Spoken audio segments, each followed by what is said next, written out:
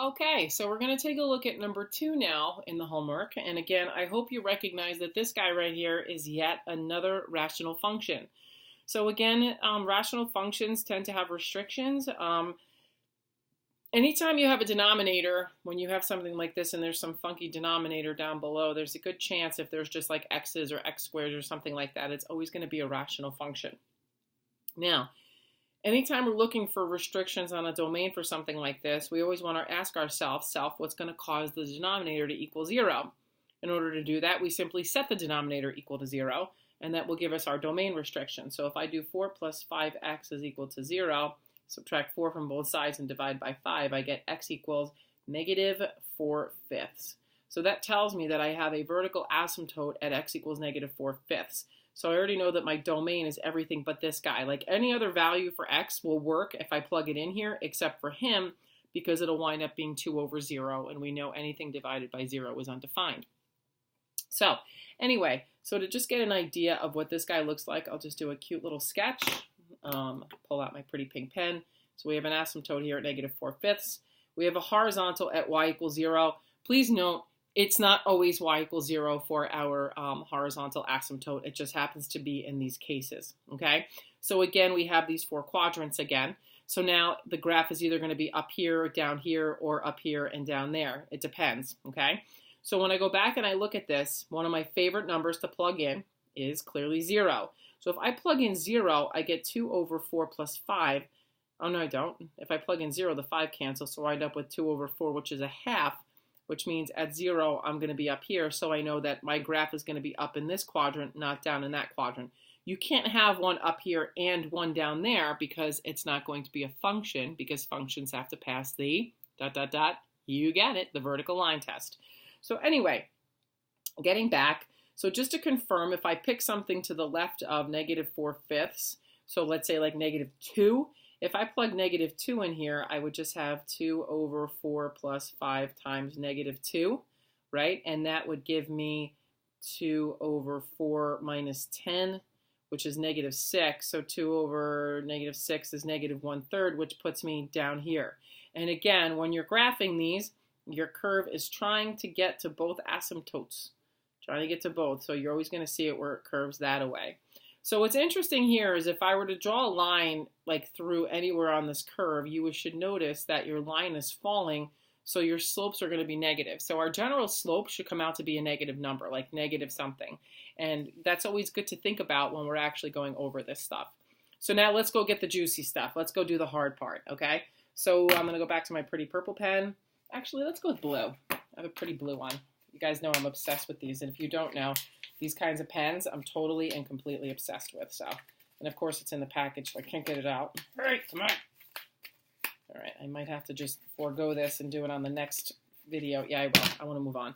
Okay, so if I were to do, if I were to do f of x plus h minus f of x, so f of x plus h is going to be 2 over 4 plus 5x plus 5h.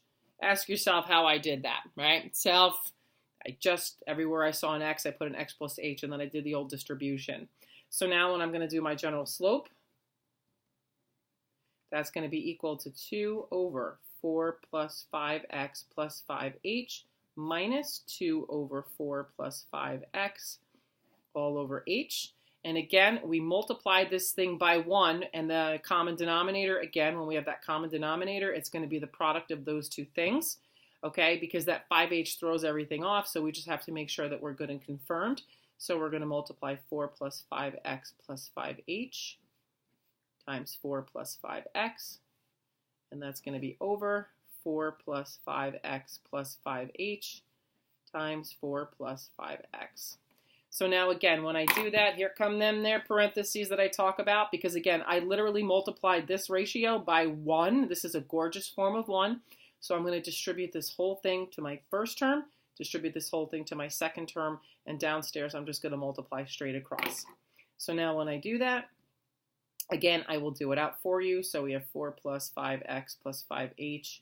I'm going to try to squeeze it all in here because I can. 4x plus 5.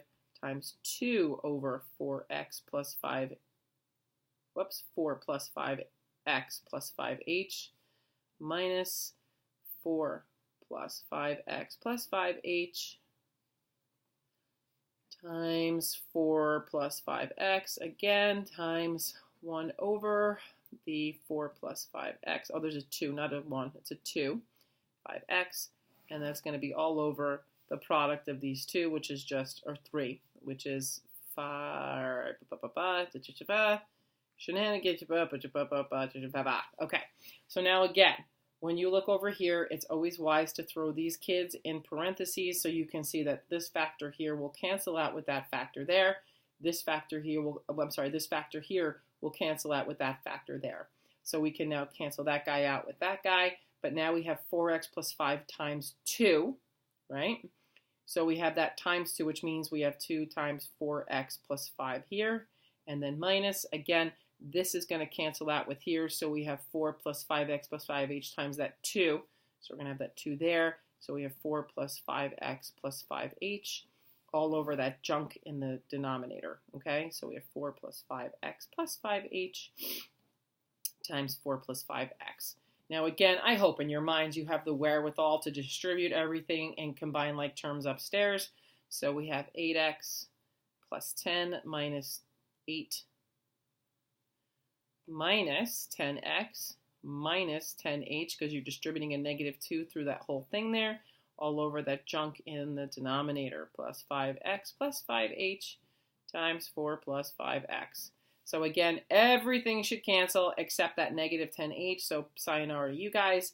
So now you have a negative 10h upstairs, and you have an h times a 4 plus 5x plus a 5h times 4 plus 5x.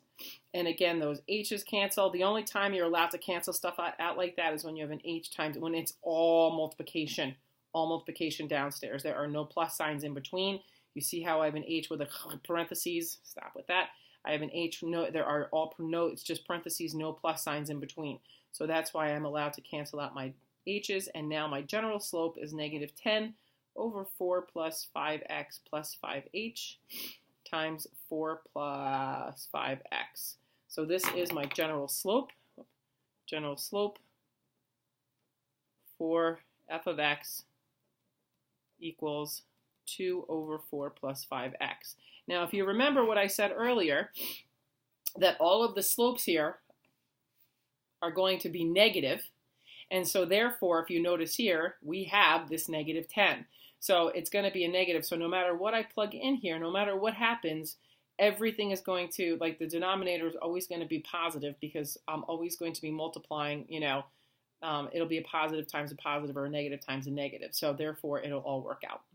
That takes care of number 2, and then we're going to go on to number 3.